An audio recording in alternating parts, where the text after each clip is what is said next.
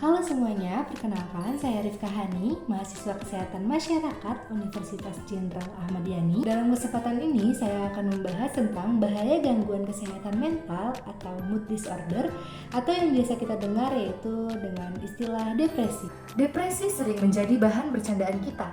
Saat sedang merasa lelah karena tugas yang menumpuk, kita bercanda ke teman kita dengan mengatakan bahwa kita depresi. Saat sedang sedih setelah menonton drama, kita bergurau dengan kata depresi. Tapi, apakah setiap saat kita mengatakan kita depresi, kita benar-benar dalam keadaan tersebut? Namun, seringkali kita menyimpulkan bahwa perasaan sedih yang kita alami langsung berarti bahwa kita sedang mengalami depresi.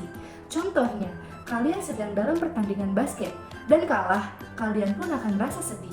Jika sedang berduka, kehilangan seseorang yang berharga, kalian akan merasa sedih. Rasa sedih adalah respon yang normal dalam keadaan tersebut. Tidak semata-mata setiap kalian merasakannya berarti bahwa kalian sedang mengalami depresi. Lalu sebenarnya apa itu depresi? Sampai akhirnya dihubungkan dengan ketidakseimbangan kimia dalam otak, yang mana masih terlalu rumit untuk dipahami sepenuhnya. Ketidakseimbangan happy neurotransmitter seperti dopamin, serotonin, dan lain-lain menyebabkan kita bereaksi negatif atau berperilaku menurun seperti merasa kesepian atau menangis. Depresi adalah gangguan kesehatan mental yang ditandai dengan rasa sedih berkepanjangan dan kehilangan minat terhadap hal-hal yang biasanya kita gemari. Penyebabnya sendiri sangat kompleks dan bisa melibatkan faktor biologis, psikologis, maupun sosial. Setiap orang dalam perjalanan hidupnya bisa mengalami masa sulit yang bisa saja berujung pada depresi. Jadi depresi itu bukan pilihan atau hukuman dan bisa saja terjadi pada siapa saja, kapan saja. Karena penyebabnya sulit untuk diidentifikasi secara pasti, kita perlu mengenali tanda-tanda depresi itu supaya kita bisa tahu apakah kita atau orang terdekat kita mengalami depresi, sehingga kita bisa mencari pertolongan yang tepat. Oh iya, depresi itu berbeda ya dengan perasaan sedih atau murung yang biasa kita alami. Perasaan sedih atau murung biasa bisa saja hilang dengan sendirinya, tergantung perubahan suasana hati atau kondisi eksternal.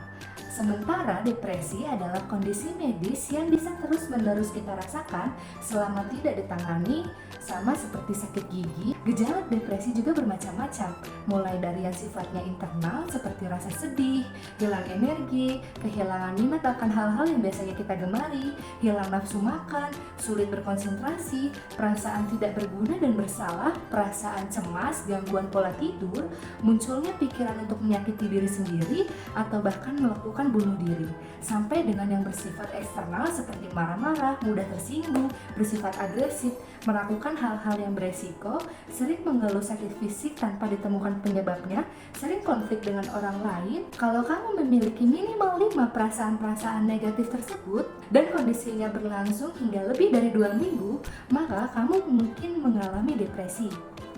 Nah, apa yang harus dilakukan saat kita merasa mengalami depresi?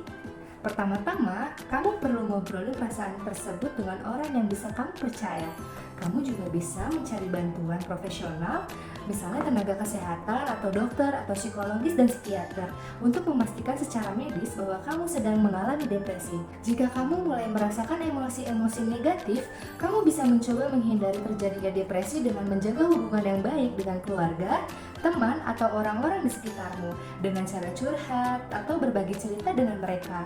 Tetap berusaha lakuin hal-hal yang biasanya kamu gemari, walaupun kamu mungkin gak punya mood untuk melakukannya.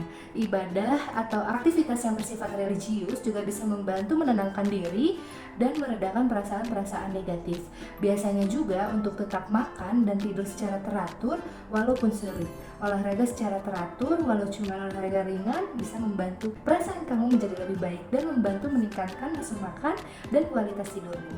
Hindari konsumsi alkohol ataupun narkoba karena bisa memperparah kondisi kamu. Waspadai pikiran-pikiran negatif yang muncul dan coba sebisa mungkin untuk tidak terus-terusan mengkritik atau menyalahkan diri sendiri secara berlebihan. Kadang-kadang penggunaan media sosial yang kurang bijak juga bisa membuat pikiran-pikiran negatif muncul. Misalnya, waktu kita membanding-bandingkan diri dengan influencer yang sukses ataupun cantik atau yang lebih baik dari kita. Coba untuk selalu bersyukur dan biasain untuk kasih semangat dan ucapkan selamat selamat pada diri kamu sendiri atau semua yang telah kamu capai dan dapatkan.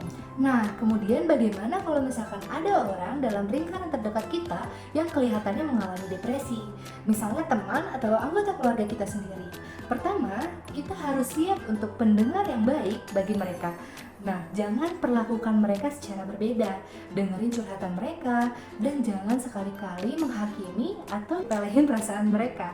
Kalau kamu sendiri belum pernah mengalami depresi, jangan bandingin perasaan mereka dengan perasaan kamu sendiri yang pernah merasa sedih atau terpuruk. Karena memang beda. Kalau mereka merasa malu dengan perasaan mereka, ingatin mereka bahwa depresi adalah kondisi medis sama saja seperti asma atau diabetes yang butuh pengobatan supaya bisa sembuh. Depresi juga bukan kelemahan atau masalah kepribadian yang harus mereka atasi sendiri.